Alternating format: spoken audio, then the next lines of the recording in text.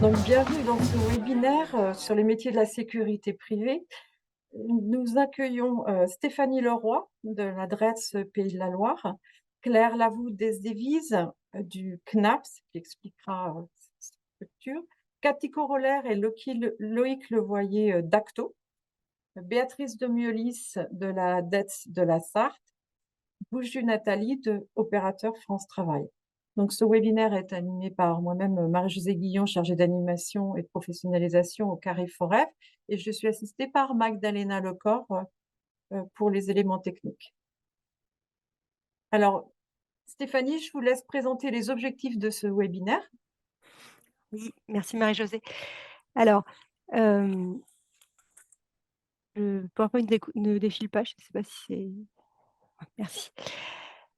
Donc, l'objectif de ce webinaire, c'est de faire découvrir les métiers de la sécurité privée, qui est un secteur, particulièrement en tension et surtout dans le contexte actuel, des Jeux olympiques de Paris 2024 qui vont notamment se décliner dans les Pays de la Loire, à Nantes plus précisément et du coup, dans ce cadre-là, il y aura, des besoins, de recrutement, supplémentaires et ce sera l'opportunité, pour des candidats de découvrir ces métiers et de de se former potentiellement et de pouvoir, entamer une carrière dans ces secteurs, à plus long terme. Donc découverte des métiers, outils et ressources pour faire connaître les initiatives dans les territoires.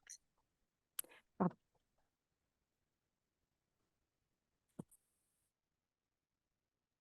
Alors, au programme, donc 5 temps. On va d'abord avoir un temps d'information sur les métiers et les formations donc par Acto.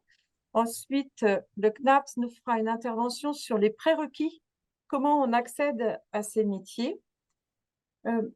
Béatrice Demieullis de la Sarthe donc, nous fera un témoignage, un retour d'expérience sur comment en Sarthe, ils ont mobilisé les publics l'année dernière sur les métiers de la sécurité privée.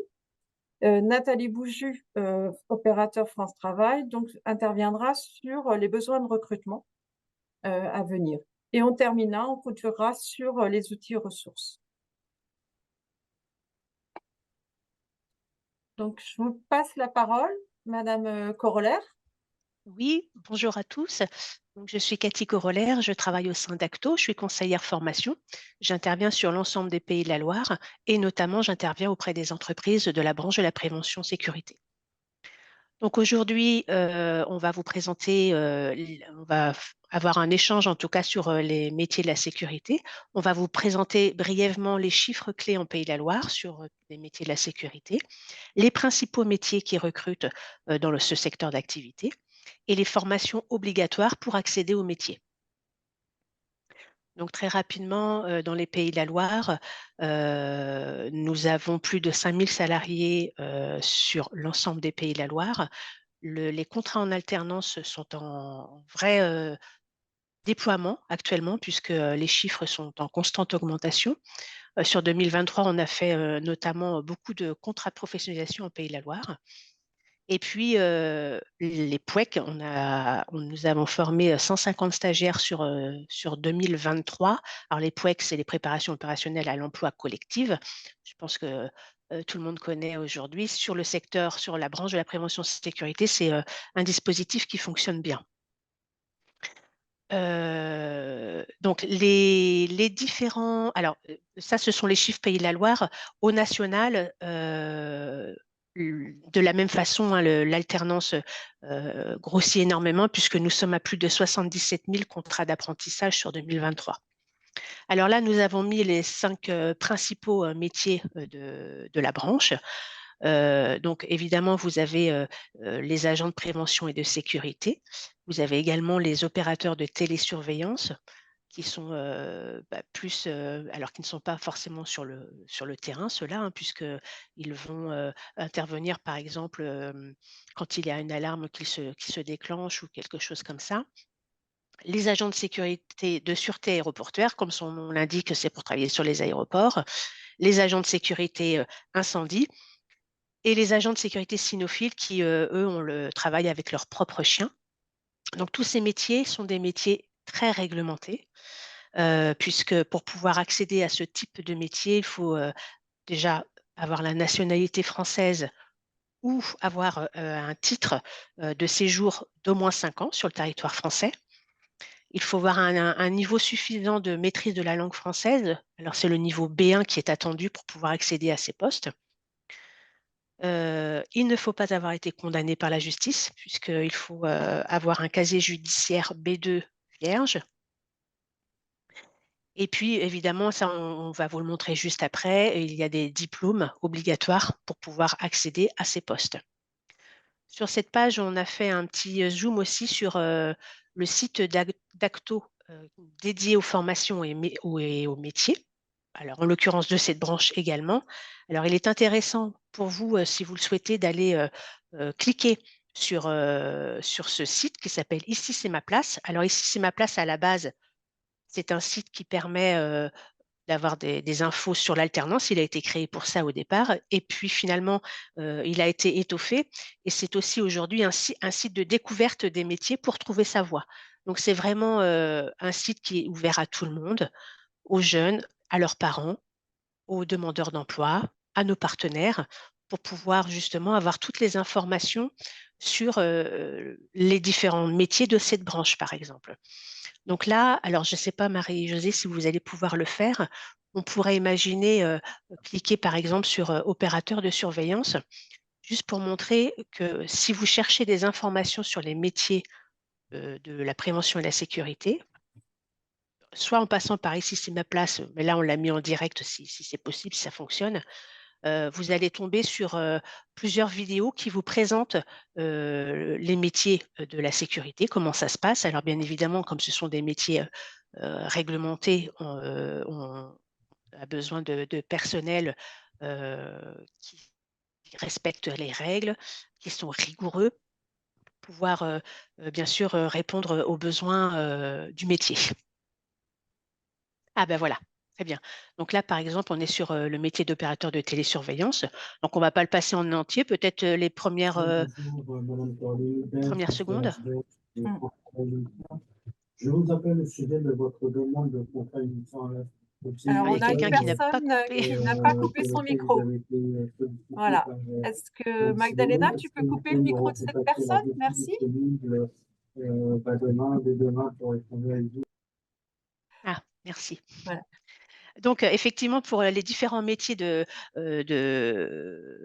la prévention sécu, alors c'est très riche, hein, puisque vous pouvez, un agent de sécurité peut intervenir sur plein de sites différents. Ça peut être évidemment sur des centres commerciaux, sur des festivals, des concerts, etc. C'est aussi auprès de sites industriels, de foyers, etc. Donc, il y a des règles, sur chaque site, il y a des règles propres au site en fait à respecter, hein, des règles qui sont dictées par le client en l'occurrence. Donc, par exemple, là où on a choisi le métier d'agent de zone aéroportuaire. Donc, je ne sais pas, Marie-Josée, si vous arrivez à cliquer sur la vidéo, par exemple.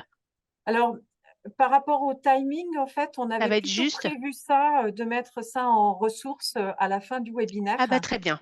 Très bien. Voilà. Donc là, il ne Et faut pas hésiter sur les différents métiers. Vous allez avoir des petites vidéos de quelques minutes qui vous montrent bien comment, voilà, comment fonctionne le métier et en tout cas de pouvoir élargir sa vision du métier. Alors, merci. On va passer aux formations. Monsieur Levoyer.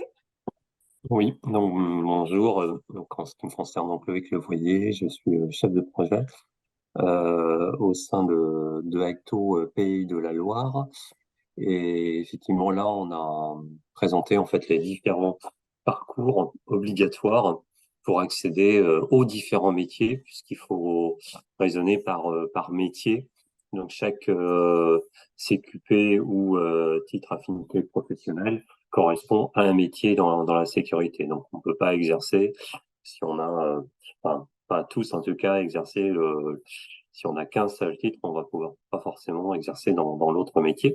Alors il y a les deux premiers qui sont, enfin le CQP et l'ETF, qui vont amener à des postes d'agents de prévention de sécurité.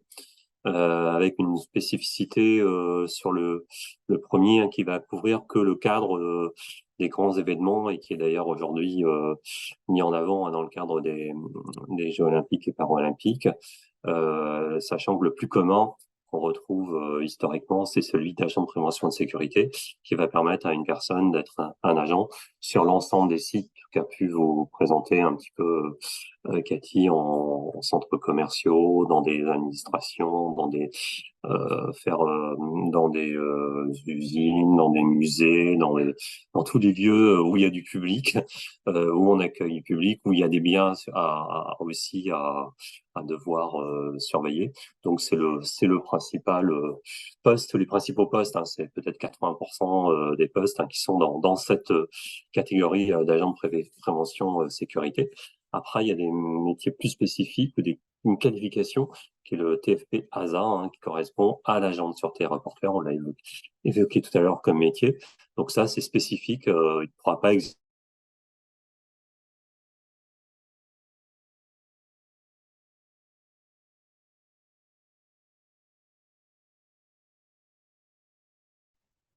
Monsieur Levoyer, votre son est En coupé. dehors de Voilà. cette personne qui a le dans un aéroport. On a aussi l'agent de sécurité. Pardon? Oui, elle continue. Oui, on vous entend. C'est Moins parfois un bien. petit peu haché. Oui, voilà, c'est un petit peu D'accord. haché. Donc, agent de sûreté cynophile, hein, comme son nom l'indique. Là, c'est voilà une formation dédiée aux maîtres chiens, aux personnes qui vont exercer ce métier. Alors, il y a très peu de formations, hein, même en Pays-de-Loire, il n'y a pas d'organismes qui sont identifiés, mais en fait, ça représente une toute petite partie du métier. Voilà, il existe. Et vous avez aussi un autre métier avec une autre formation, qui est opérateur en télésurveillance, hein. Là, il y a un TFP particulier aussi, où là, effectivement, on n'a pas forcément une offre pérenne, on va dire, hein. C'est plus lié à des entreprises, des grands groupes qui vont effectivement avoir des besoins et qui vont mettre en place une session pour répondre à leurs demandes.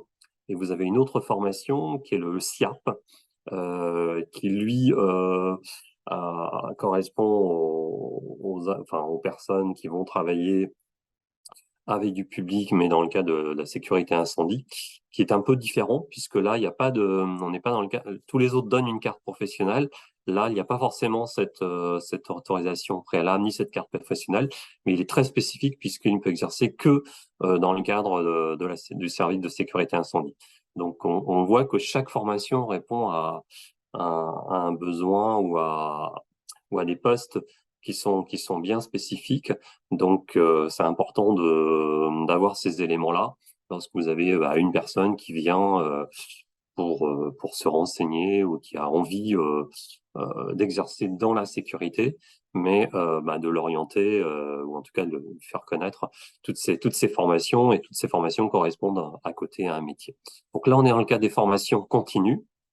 Et si on continue, il existe deux établissements qui proposent des formations en alternance, essentiellement d'ailleurs dans le cadre de contrats d'apprentissage ou contrats pro, mais aussi plutôt contrat d'apprentissage qui va du CAP même au BTS. Et là, vous avez les structures sur Nantes pour l'une et sur Laval, enfin la Mayenne sur l'autre. Donc c'est bon, on n'a pas effectivement des organismes, notamment en apprentissage nombreux, mais c'est vrai qu'il y a peu de contrats d'apprentissage dans le secteur. C'est une réalité, mais ça existe tout de même. Merci. Je vous en prie. Si vous avez des questions, n'hésitez pas à les poser dans le chat. Je vais passer la parole à Claire Lavoudes-Davies, qui va nous informer vraiment sur les prérequis, revenir sur les prérequis pour accéder au métier. Oui, bonjour à tous. Je suis Claire Lavoudes-Davies et je travaille au Conseil national des activités privées de sécurité pour toute la zone ouest de la France. Alors, le CNAPS, c'est un établissement public. C'est un établissement public de l'État qui est sous tutelle du ministère de l'Intérieur. Alors, c'est ce qui est détaillé dans la deuxième slide en fait de la présentation. et qui met en œuvre en fait la réglementation sur les activités privées de sécurité, parce que tout ce secteur d'activité est supervisé par l'État. Et c'est ce que je vais vous présenter, et on reviendra sur des notions qui ont déjà été abordées par Cathy Roller tout à l'heure, sur notamment les autorisations qui sont nécessaires pour entrer dans le métier. Alors le CNAPS, il a 3 missions principales. Une mission de police administrative, et il délivre des agréments, des autorisations et les cartes professionnelles qui ont été évoquées tout à l'heure. En fait, il est chargé d'exécuter un livre du Code de la sécurité intérieure. Et en 2022, pour vous donner les chiffres, parce qu'on n'a pas encore stabilisé 2023, c'est plus de 100 000 décisions qui ont été prises sur le territoire français. Le CNAPS a aussi une mission disciplinaire parce que cette profession, enfin ces professions, sont contrôlées très régulièrement sur tout le territoire français pendant les missions. En fait, on va sur des sites de prestations pour vérifier si les gens qui travaillent sont bien autorisés. Et nous avons également une mission de conseil et d'assistance à la profession. Alors, là, sur la présentation, vous voyez tous les métiers dans lesquels le CNAPS doit intervenir.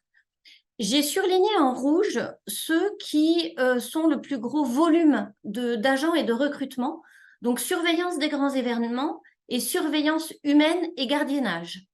Mais nous intervenons également pour tout ce qui est sino-détection d'explosifs, sûreté aéroportuaire, vidéoprotection, transporteur de fonds, toutes les activités cynophiles, c'est-à-dire la surveillance humaine, mais avec un chien, la protection armée des navires, la télésurveillance, la recherche privée, c'est ce qu'on appelle les détectives privés, et la protection physique des personnes, c'est-à-dire les gardes du corps. Et j'ai ajouté sur 2 des bulles ce que l'on peut faire avec une arme de catégorie B ou D, ce qui nécessite des autorisations particulières. Alors, sur l'intégralité en fait de ces métiers, de ces secteurs, donc c'est la slide d'après, le Conseil national des activités privées de sécurité va devoir étudier le dossier et donner une autorisation avant même l'entrée en formation.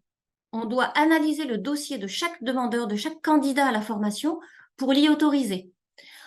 On a aussi alors des autorisations provisoires, mais c'est anecdotique. Et c'est également nous, et là c'est un deuxième temps très important dans la vie du salarié ou de l'agent qui travaille dans la sécurité privée, nous allons délivrer les cartes professionnelles d'agents privés de sécurité qui sont valables 5 ans et qui sont associées au secteur d'activité. Ce qu'on voyait tout à l'heure, pour chaque bulle, en fait, il y a une mention spécifique sur la carte et une formation spécifique à suivre.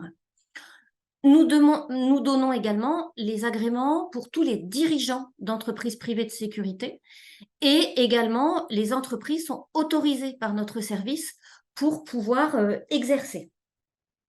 Alors maintenant, on va voir précisément, et c'est ce qui a déjà été en partie évoqué tout à l'heure, ce que le candidat doit nous fournir pour pouvoir accéder à la profession. Alors, c'est à peu près le même dossier quand on veut entrer en formation et une fois qu'on a fini la formation, pour avoir la carte professionnelle. Donc, il va sur les téléservices, je vous ai mis le lien. Il y a un téléservice auquel on a accès, notamment par le site du CNAPS. Et à l'intérieur, la personne va remplir en fait un formulaire en ligne et devoir mettre son justificatif d'identité, donc soit carte d'identité, soit titre de séjour ou passeport hein, pour les Français également. Et pour les ressortissants étrangers, ça a été dit tout à l'heure et il faut vraiment le vérifier avant que les personnes s'engagent dans ce parcours, il faut 5 ans de séjour régulier.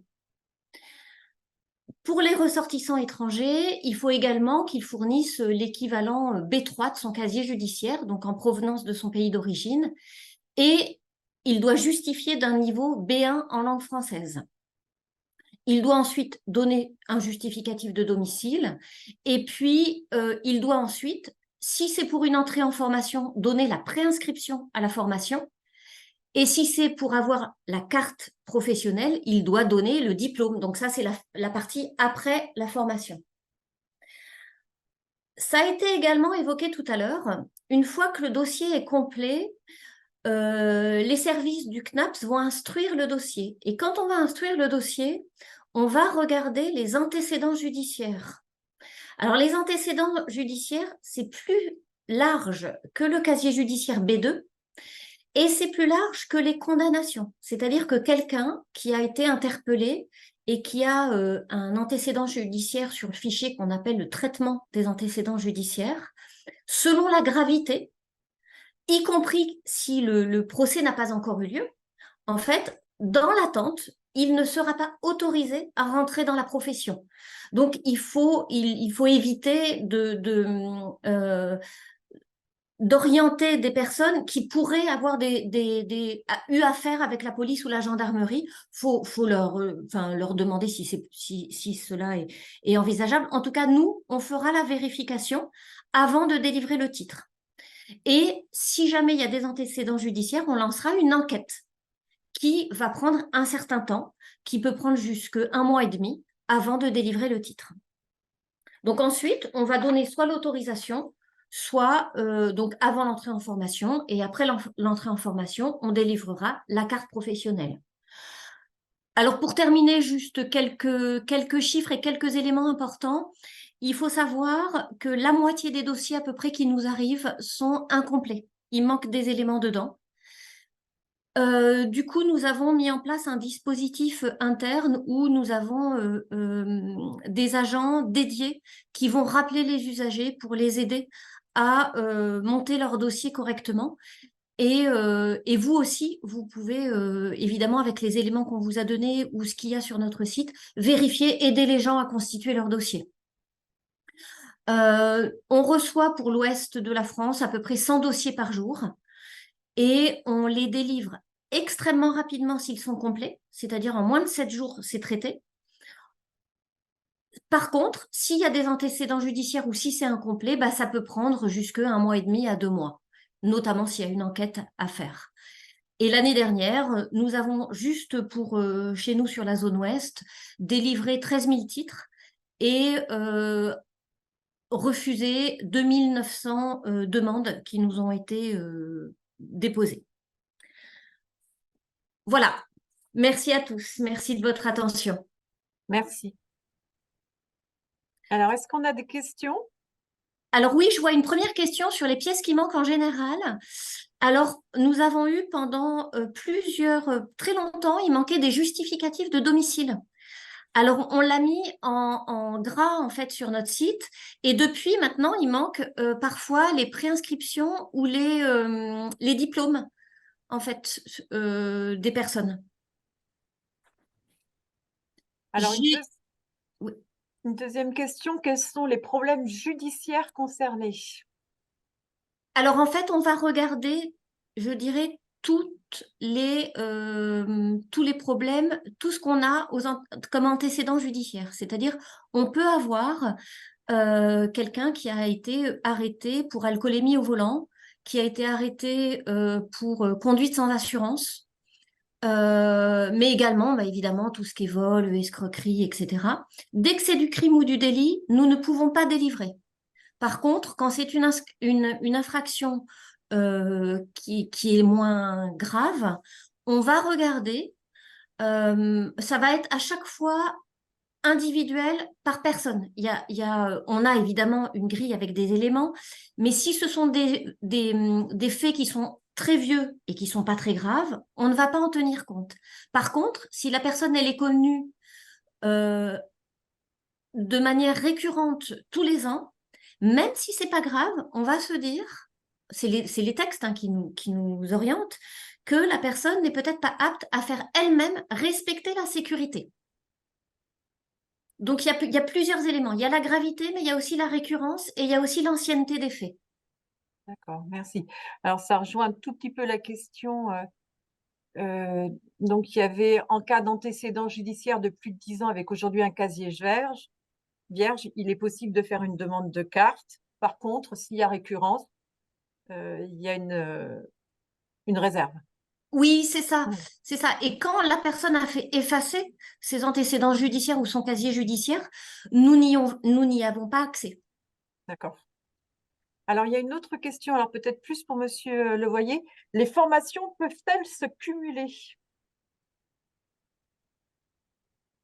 Oui, après elles peuvent se cumuler, mais après c'est parfois plutôt dans, ça dépend après des cas de figure, mais c'est-à-dire que la personne, si elle veut travailler, si elle travaille dans un formation classique, enfin dans le métier principal là, d'agent de prévention sécurité, poste classique, et si elle veut travailler en agent de sûreté aéroportuaire, elle va devoir refaire le parcours entier.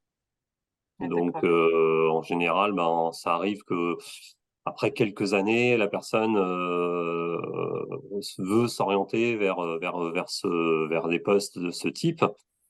Donc, voilà, on est presque dans une réorientation, parce qu'elle a bon, des éléments qu'elle aura acquis, bien sûr, mais elle est obligée de passer l'intégralité du titre, et même chose pour les autres.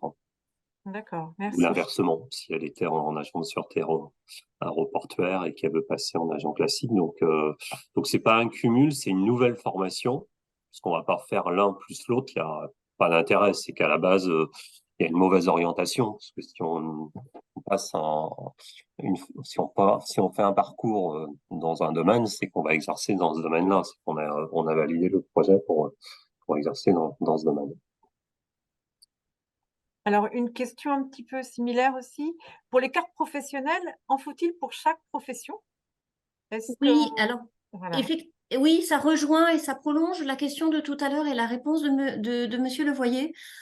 À chaque fois qu'il y a une activité différente, il faut faire une formation spécifique qui est liée au secteur même, c'est-à-dire on va avoir la formation agent de protection physique, il y a aussi une autre formation convoyeur de fonds, il y a une formation spécifique pour être donc agent de sécurité et de gardiennage qui est la plus répandue. Il y a une formation spécifique si on veut avoir un chien pour avoir l'activité cynophile. Et nous, on va rajouter au fur et à mesure sur la carte professionnelle de la personne les différentes activités qu'il a le droit de faire. Mais effectivement, quand il voudra un renouvellement de sa carte, comme elle est délivrée que pour 5 ans, il va falloir qu'il fasse une remise à niveau dans chacune des activités s'il veut prolonger les différentes activités. Mais on trouve des gens qui aujourd'hui peuvent être agents de protection physique des personnes, c'est-à-dire garde du corps, et puis ils peuvent aussi, pour souvent un autre employeur, hein, être agent de gardiennage. Il y a des gens qui peuvent cumuler, c'est rare, mais il y en a quelques-uns. Qui cumule plusieurs cartes, plusieurs professions. Oui. Merci. Merci. Est-ce qu'il y a d'autres questions? Alors, très clair, merci. Je regarde s'il y a d'autres questions. Non. Alors, dans ce cas-là, on va passer la parole à Béatrice de Miolis pour un témoignage de la mobilisation du public, l'exercice qui a été réalisé en Sarthe en 2023. Je vous passe Bonjour la à parole. tous. Oui, merci. Bonjour à tous. Je suis Béatrice de Miolis. Je travaille à la direction du travail, de l'emploi et des solidarités de la Sarthe. Donc, en fait, ce qui s'est passé en Sarthe, c'est à la demande du préfet en janvier 2023, il y a eu une première réunion rassemblant en fait les services de la DETS et puis les entreprises ainsi qu'à l'époque Pôle emploi pour lancer en fait un peu la démarche. L'idée du préfet, c'était de mobiliser en fait les entreprises pour à la fois qu'elles travaillent sur leur image de marque, pour mettre en place, en fait, pour organiser un peu la filière et les acteurs sartois pour qu'il y ait plus d'interconnaissance entre les acteurs. Et puis surtout que les entreprises, en fait, expriment leurs besoins de recrutement dans la perspective d'abord de la Coupe du monde de rugby, et puis après en perspective effectivement des Jeux olympiques de Paris. Donc, en fait, il y a eu cette première réunion qui a eu lieu en janvier 2023 pour lancer la démarche. Et après, tout un travail a été fait avec Acto, avec Pôle emploi, avec les centres de formation, avec les entreprises, avec le CNAPS, pour en fait à la fois sensibiliser les conseillers en insertion pour que, en fait, ces personnes puissent avoir une meilleure connaissance des métiers et des prérequis dont a parlé le CNAPS à l'instant, parce que ce sont des professions réglementées, donc c'est bien particulier. Ensuite, l'idée, c'était aussi de mieux identifier l'offre de formation existante sur le territoire, puisque en fait, en Sarthe, nous avons la chance d'avoir un bac pro métier de la sécurité et puis un BTS qui sont délivrés par le biais de l'éducation nationale. Et puis, on a aussi des centres de formation qui délivrent les différents diplômes dont a parlé monsieur Levoyer tout à l'heure. Mais c'était d'identifier quand même ce qui existait en local. Et enfin, la dernière chose, c'était d'organiser en fait un temps fort qui s'est matérialisé par un forum de recrutement en fait qui est à la fois présentant les métiers et puis les recrutements possibles, les filières de formation. Donc, il y a eu lieu en fait à la Chambre de commerce au mois de septembre dernier. Un travail important a été réalisé avec les différents acteurs qui accompagnent des publics. Je pense en particulier, bien sûr, à France Travail maintenant, mais à l'époque à Pôle emploi. Je pense au pli porté par le Mans Métropole, aux missions locales dans le cadre, entre autres, du contrat engagement jeune, et puis à tous les partenaires qui accompagnent des jeunes sous forme de remobilisation. Donc, je pense à la promotion 16-18 de l'AFPA, à l'EPID. Enfin, bon, il y a eu le conseil départemental aussi par rapport aux personnes qui sont dans le cadre du RSA. Donc, en fait, l'idée, c'était à travers l'organisation de ce forum des métiers de la sécurité qui a eu lieu au mois de septembre, c'était de faire venir, en fait, les personnes qui sont en accompagnement pour qu'ils puissent s'informer sur les prérequis. Donc, c'est pour ça que le CNAPS avait un stand où il y a eu beaucoup d'informations, de données sur ces professions qui sont réglementées. Il y avait un certain nombre de centres de formation. Il y a eu des démonstrations de métiers qui ont été faites par les jeunes du bac pro métier de la sécurité, donc éducation nationale. L'idée, c'était vraiment qu'on puisse avoir à la fois de l'information, des conseils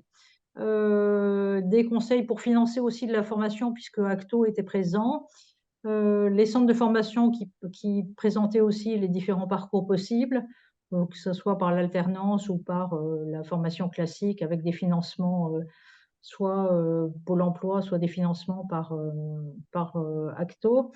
Et donc, cette mobilisation, je pense, a été assez intéressante dans la mesure où les acteurs de la filière se sont mobilisés. Donc, vous voyez les affiches qui défilent avec tous les partenaires qui étaient présents. Donc, on a eu beaucoup de mal à mettre les logos de tout le monde, mais on y est arrivé. Des échanges ont eu lieu aussi pour préparer ces événements avec le conseil régional pour envisager l'abondement du CPF pour permettre de toucher d'autres publics, puisque l'idée, en fait, aussi, c'était de permettre, pourquoi pas, à des étudiants de participer aux événements dans le cadre des Jeux olympiques pour peut-être préparer la carte grands événements et puis à ce moment-là, de contribuer à la sécurisation des sites, en particulier des fan zones. Enfin, peut-être que d'autres partenaires y reviendront après. Donc, une bonne dynamique avec beaucoup de partenaires. Et ce qui est intéressant, c'est qu'on continue en fait en 2024. Donc, il est prévu un atelier marque employeur le 14 février prochain qui est destiné aux entreprises parce qu'en fait, on se rend compte qu'il y a peut-être un travail à faire pour accompagner les entreprises un petit peu sur l'attractivité ou la façon d'intégrer les futurs stagiaires, bon, peut-être de s'ouvrir davantage à accueillir des stagiaires, ce qui n'est pas toujours très simple compte tenu des relations avec les clients et tout ça. Enfin, on travaille un peu sur ces sujets. Une POEC qui va démarrer en fait à la fin du mois de mars, donc en partenariat avec Acto, France Travail et puis les différents membres du réseau pour l'emploi, donc qui va permettre de préparer le diplôme d'agent de prévention et de sécurité. Un autre forum des métiers donc, qui va être organisé le 26 mars prochain à la Chambre de commerce, avec pour objectif d'informer sur les métiers, de faire des démonstrations de métiers et d'organiser un job dating. Donc, avec effectivement les partenaires qui sont associés, donc le groupement des entreprises de sécurité, la préfecture, le CNAPS, enfin le réseau pour l'emploi, Mission locale, France Travail, Cap Emploi, Conseil départemental, Le Mans Métropole, Éducation nationale. Peut-être que j'ai oublié, mais bon, c'est essayer d'être assez exhaustif. Donc voilà en fait un petit peu ce que je souhaitais moi vous présenter. C'est vraiment une bonne dynamique territoriale, les acteurs qui ont beaucoup co-construit et qui ont été très participatifs pour ces différentes actions qui ont été menées sur le territoire de la Sarthe. Et on continue sur cette dynamique. Voilà, merci beaucoup. Merci. Alors peut-être, je reprends un petit peu le fil de questions. Il y a une question liée au genre. Quelle opportunité pour les femmes? Et justement en lien avec la question des capacités physiques. Quels prérequis? Alors, je ne sais pas qui peut répondre à cette question. Madame Lavoudès-Devize ou Oui, merci, oui, tout à fait. Alors, il y a beaucoup d'opportunités en fait pour les femmes parce que il y a besoin, normalement, enfin, l'idéal serait que ce soit à parité, hommes et femmes, quand on déploie des dispositifs de sécurité, et notamment dès qu'il y a du public. Donc, la carte surveillance des grands événements ou la carte agent de sécurité et gardiennage est très ouverte aux femmes et il faudrait qu'il y en ait un peu plus. On n'est pas à la moitié. Il y en a, hein, mais pas encore assez. Et pour les JO, c'est vraiment une recherche importante pour qu'il y ait à l'entrée sur les filtrages et les palpations. Il faut autant de femmes que d'hommes. Oui, juste pour compléter par rapport à ça, merci, merci Claire. En fait, dans ces métiers, par rapport à la palpation, pour l'instant, on est à peu près autour de 15-20% de femmes. Et effectivement, comme l'indiquait Claire, une femme ne peut subir une palpation que par une femme, que par quelqu'un du même, que par une femme en fait. Donc c'est vrai qu'il y a des opportunités importantes pour attirer les femmes dans ces métiers. C'est bien de le noter et ça va être justement un des axes de travail, euh, notamment dans le cadre des forums. Merci. Alors, il y avait une autre question sur les PMSMP. Elles semblent quasi impossibles dans le domaine de la sécurité. Comment conforter un projet professionnel dans ces conditions?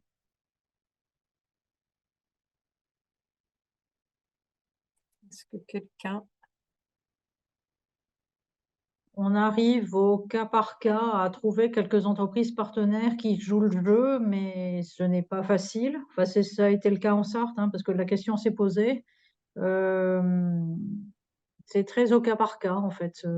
C'est pas facile. Non, mais tout à fait, c'est une réalité. Mais c'est vrai que pour valider un projet professionnel, c'est important que les personnes puissent aller au-delà des représentations des métiers où on imagine l'agent de prévention et de sécurité qui est, je sais pas moi, à l'entrée d'une boîte de nuit. Il n'y a pas que le côté gros bras qui sert, c'est le côté aussi médiation avec le public. Il y a plein de prérequis qui sont importants en termes d'aptitude et de savoir-être et qui ne sont pas forcément identifiés, hormis par les clichés qu'on peut tous avoir sur des métiers.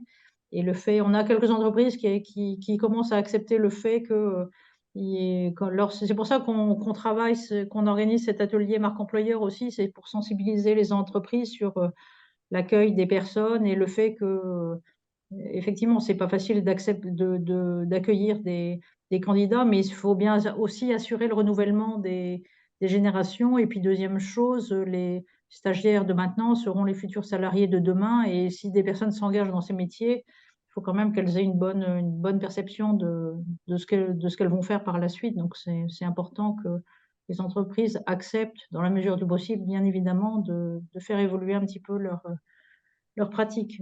Donc, je n'ai pas de recette miracle, mais on travaille sur ce sujet avec les différents partenaires sur la Sarthe.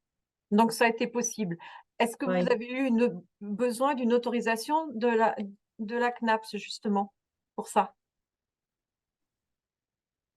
Je ne saurais vous répondre parce que, en fait, je sais qu'il y a eu des entreprises qui ont accepté de prendre quelques jeunes, en particulier en PMSMP, mais je n'ai pas été informée de la suite de la démarche par rapport au CNAPS. Donc, je ne peux pas vous répondre, en fait, je ne sais pas. Alors, moi, je peux peut-être vous répondre, mais je ne sais pas ce qu'est une PMSMP. Alors, C'est une immersion en entreprise. C'est un stage pratique, en fait, en entreprise qui est conventionné par soit D'accord. France Travail, soit la mission locale, soit Cap Emploi, pour permettre à quelqu'un de découvrir un métier, en fait. D'accord. Alors, en fait, il y aura besoin d'une autorisation du CNAPS que si la personne exerce ou est en formation. Et dans nos formations agréées, si c'est en dehors, il y a pas si c'est pas dans le cadre d'une formation supervisée par le CNAPS, celle dont on parlait tout à l'heure, il n'y a pas besoin d'une autorisation de notre part. Et si la personne n'exerce pas, mais ne fait que regarder, il n'y a pas besoin d'autorisation de notre part. merci pour cette C'est bien ça, hein, précision. sur une immersion professionnelle, il n'y a pas besoin d'exercer, on est plutôt en observation Ouais, tout à plus fait. qu'en situation de travail, donc on n'a pas besoin d'autorisation par le CNAPS. Ben, merci pour ces précisions.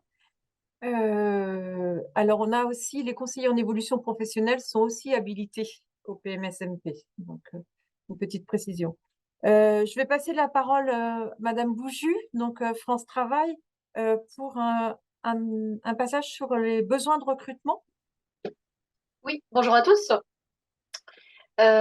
Intervention sur les besoins en recrutement de manière générale et puis aussi pour faire un focus sur le besoin spécifique des recrutements qui nous occupent en ce moment sur les Jeux Olympiques et notamment à Nantes. Donc, vous l'avez déjà entendu à travers les différentes interventions qui viennent de se passer, c'est un secteur qui recrute énormément, le secteur de la sécurité privée, en amont et à l'issue des Jeux Olympiques, parce qu'on a énormément de besoins auprès des entreprises et notamment sur le bassin nantais. Juste pour vous donner quelques chiffres, le secteur de la sécurité, c'est 180 000 agents en France, une diversité de métiers qu'on vous a évoqué tout à l'heure, avec des besoins de profils variés. Et je confirme, les entreprises que nous contactons en ce moment ont fortement besoin de profils féminins dans leurs effectifs. Donc, n'hésitez pas, à vous, prescripteurs, d'en parler au public que vous recevez et que vous accompagnez, parce qu'il y a de réelles opportunités d'emploi pérennes sur ces métiers. Un secteur dynamique avec plus de 70% d'offres d'emploi enregistrées en un an. Dynamique parce qu'il y a un développement des besoins en matière de sécurité, alors pour beaucoup d'événements, d'organisations et même d'entreprises. Donc, il y a un nombre croissant de demandes dans ces métiers-là. Les salariés ont bénéficié d'une augmentation salariale. Il y a eu des négociations visiblement qui ont eu lieu en fait sur la branche professionnelle, donc avec des conditions de travail qui ont, en tout cas en termes de salaire, qui ont pu évoluer récemment. Sur les offres d'emploi qu'on observe, donc notamment sur le site de France Travail, on constate aussi des offres durables. Donc il y a 71% des offres qui sont en CDI et 9 offres d'emploi sur 10 sont des contrats de plus de 31 heures. C'est-à-dire qu'on a majoritairement des offres d'emploi pérennes avec des emplois plutôt à temps plein, même si il y a toute une partie des emplois en matière de sécurité qui sont liés à des événements, des festivals, des événements sportifs comme ceux dont on va parler tout de suite. Donc voilà, juste pour vous dresser le portrait en fait des besoins en recrutement. Et puis on va parler plus particulièrement des JO. Alors voilà, vous le savez, les Jeux Olympiques en 2024 en France.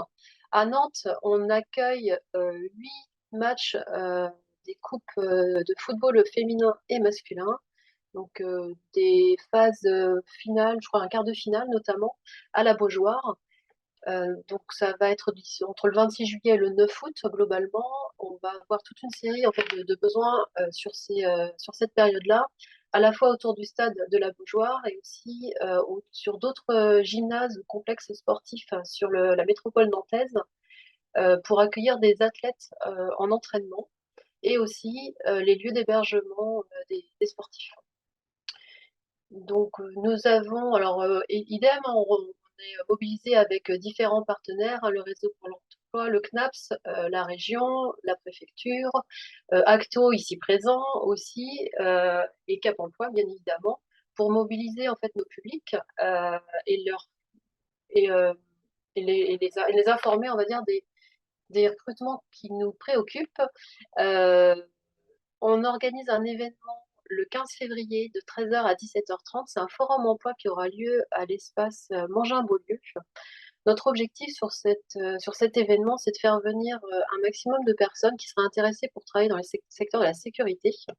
On y fera venir les entreprises qui vont travailler sur les JO, les organismes de formation, différents partenaires. Je vais rentrer dans le détail.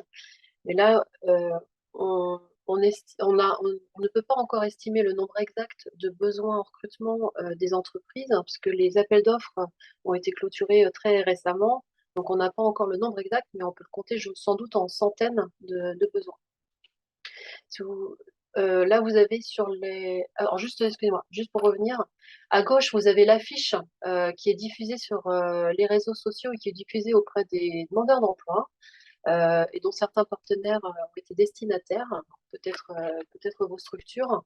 Et on a créé aussi sur la plateforme Mes événements emploi, qui est une plateforme de France Travail, où on y retrouve tous les événements que l'on organise, en co-organisation aussi avec nos partenaires.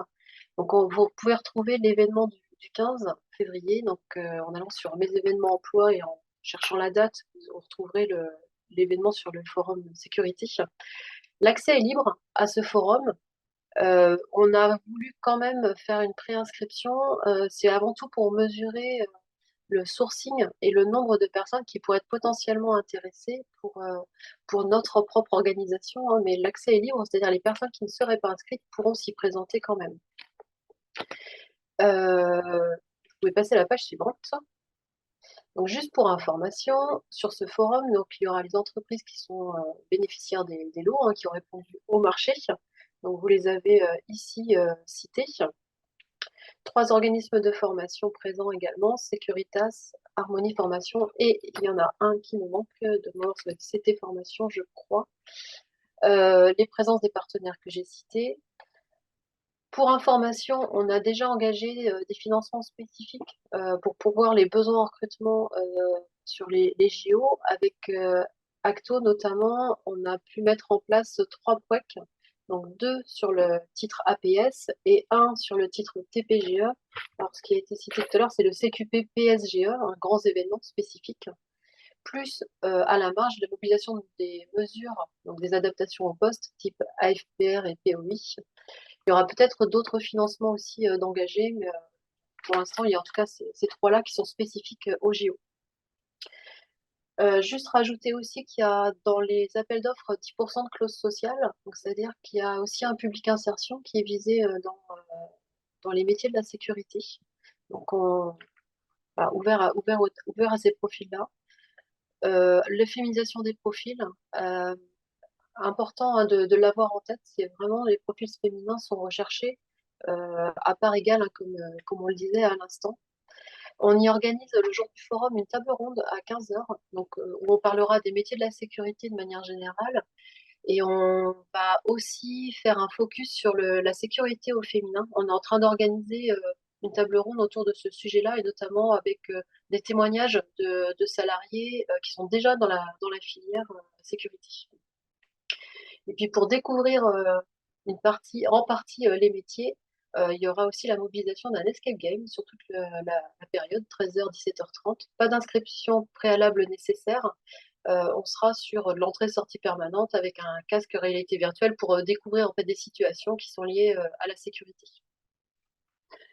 Et enfin, voilà, globalement, l'organisation de ce forum, donc c'est important de se mobiliser tous hein, pour trouver ou proposer cette opportunité-là aux personnes que vous accompagnez. Au-delà des JO, comme on a pu le dire à plusieurs reprises, il y a vraiment de réelles opportunités d'emploi pérennes sur Nantes et sur le Grand Ouest, hein, en fonction de la mobilité des personnes, de manière ponctuelle sur les événements, festivals ou de manière plus pérenne sur d'autres postes. Pour répondre à la question de la PMSMP, Alors, j'ai pu contacter les entreprises qui vont travailler sur les JO, celles avec lesquelles j'ai pu évoquer la question de la découverte des métiers et d'ouvrir ses portes pour faire connaître leur métier. Au moins 3 d'entre elles m'ont répondu qu'elles acceptaient et elles accueillaient des stagiaires en immersion professionnelle, ou PMSMP selon, c'est la même chose. Donc ça veut dire que c'est possible aussi de trouver des entreprises dans le secteur de la sécurité pour valider des projets. Merci. Alors, on va remettre le lien de l'événement. En attendant, il y a juste une question qui est un petit peu… Alors, je proposerais à Monsieur Perdria de peut-être ouvrir son micro et de poser la question parce qu'elle est assez complexe. Trouver un contrat d'apprentissage pour les mineurs est compliqué en CAP, en imaginant qu'un jeune, à la fin de sa première année, puisse poursuivre en deuxième année en ayant une carte professionnelle, et ce, dans le respect des conditions. Ouais. Alors, Bon, voilà, allez-y, je veux posez la bien. question si vous voulez, parce que ça a l'air un peu complexe, et j'espère que quelqu'un pourra répondre autour de la table.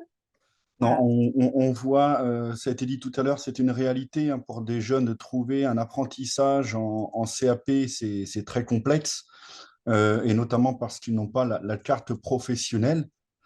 Soit si, alors, à moins que je raconte une bêtise, mais soit faut être majeur ou soit justement avoir obtenu le CAP pour avoir cette carte professionnelle. Et quand des jeunes n'ont pas la carte professionnelle, de trouver un apprentissage, bah, c'est compliqué parce que derrière, ils ont le statut de stagiaire, donc ça change un petit peu la donne. Et est-ce qu'un jeune qui aurait fait 1 an de stage en ayant validé des compétences par un professionnel à travers différentes expériences ou d'immersion en entreprise, eh bien, pourrait obtenir une carte pro valable qu'1 an et qui le serait par la suite s'il y avait l'obtention du CAP. Voilà, et ça permettrait à ces jeunes eh bien, d'être apprentis dans le cadre de cette deuxième année. Et puis derrière, eh bien, en étant salarié, on sait bien que ça sera plus facile d'être en poste. Et quand on voit toutes les demandes, toutes les offres d'emploi qui ne sont pas pourvues, ça peut être peut-être une des possibilités. Voilà, c'était ça la question. Une carte pro peut-être valable 1 an pour la deuxième année de CAP dans le cadre d'un apprentissage, après une validation de compétences. Madame Lavoudes-Davies, est-ce que vous êtes en Oui, capacité? Oui, voilà. j'ai quelques éléments de réponse. Alors, un premier élément, c'est que on peut avoir une carte professionnelle en étant mineur ou majeur, hein. On peut en avoir en étant mineur.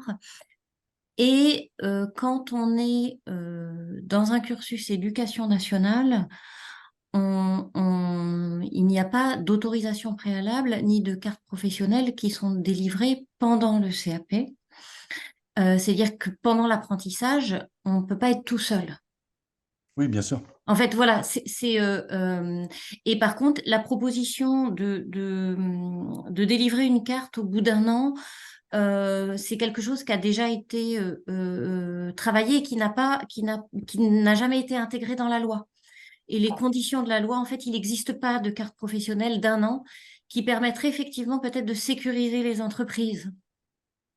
Mais en fait, c'est délivré après. Il y a une carte professionnelle, mais à la fin, pendant l'alternance, pendant qu'ils sont en alternance, ils peuvent être en entreprise, mais pas travailler tout seuls. Bien sûr. Et l'idée, c'est pas de les mettre à travailler tout seuls quand ils sont apprentis, parce qu'il y a un cadre, il n'y a pas de problème. Mais ils pourraient avoir le statut d'apprenti. Et notamment, on est sur un public qui doit faire face à une vraie mobilité pour aller en stage, qui engendre des frais, notamment en termes de logement, en termes de transport. Et ça pourrait faciliter peut-être l'accès à la formation de ce public-là. Voilà, c'est notamment. Oui, mais effectivement, c'est des choses qui ont déjà été travaillées avec le ministère de l'Intérieur et pour l'instant, ça n'a pas abouti. Mais j'ai bien la question en tête et elle est reposée régulièrement. Donc, Merci, à madame. suivre. OK. Il y avait une question peut-être pour Madame Bouju. Quels sont les avantages pour les entreprises dans le cadre des clauses sociales?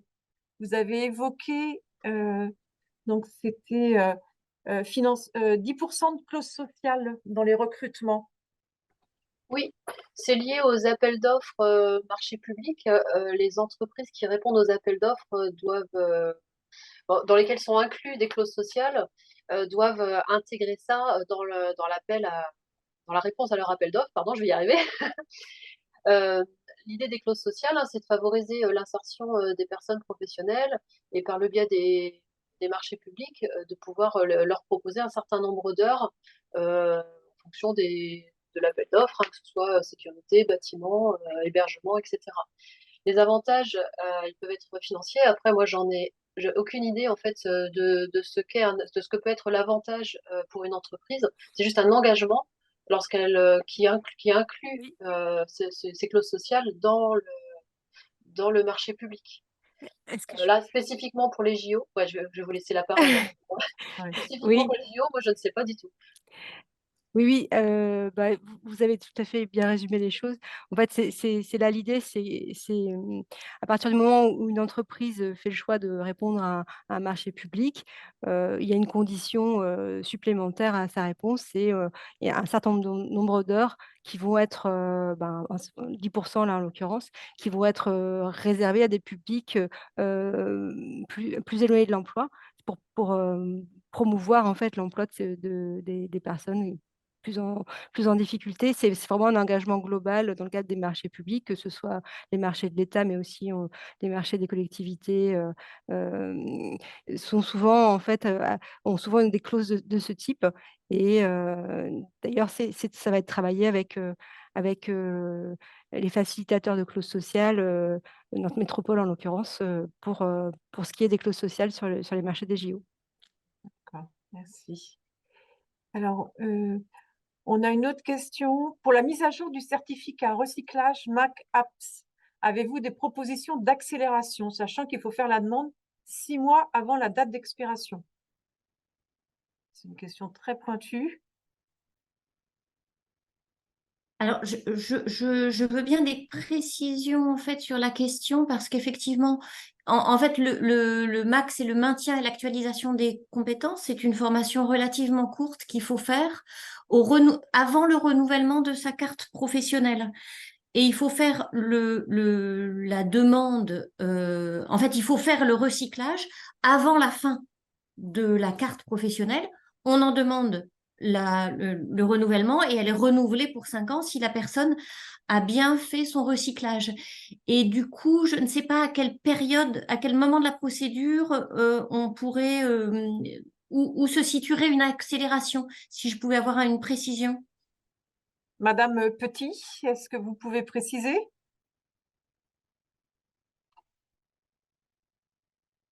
Alors, on n'a pas de réponse. Alors, un nouveau message.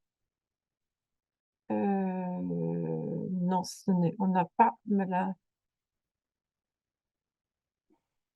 Non, je n'ai pas Madame Petit. C'est pour avoir l'accord assez vite.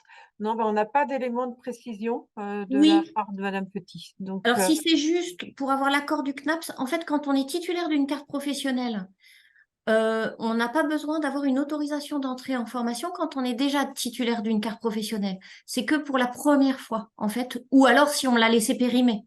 Mais quand on est sous une carte professionnelle, on peut aller faire son recyclage sans autorisation. Et ensuite, on dépose la preuve qu'on a fait le recyclage dans le dossier de renouvellement de sa carte. très bien. Alors, j'ai une petite question, Madame Lavoudès-Davies. Est-ce que vous serez vous-même sur le forum le 15 février? Oui, tout à fait. Nous aurons D'accord. un stand et nous serons 3 personnes du CNAPS. Donc, est-ce qu'on peut se dire, parce que là, il est 15 heures, on a quelques outils à présenter, est-ce qu'on peut se dire qu'on peut continuer à venir vous poser des questions sur le forum le 15 février? Mais tout à fait, avec grand D'accord. plaisir. Eh bien, dans ce cas-là, on va clore sur les outils et ressources. Donc là, vous avez Alors, le support de la présentation va vous être transmis. Et vous avez un Padlet qui a été avec un ensemble d'outils. Donc, vous retrouvez toutes les affiches sur les forums. Vous avez aussi la liste du groupement des entreprises de la sécurité Et vous avez, pour retrouver, alors attendez que je retrouve moi-même, zut, zut, pour retrouver toutes les, alors, est-ce que c'est-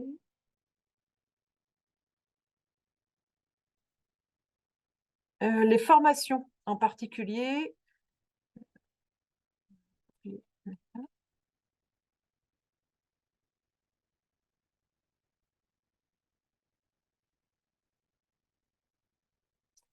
Pour vous retrouver les formations qui ont été citées.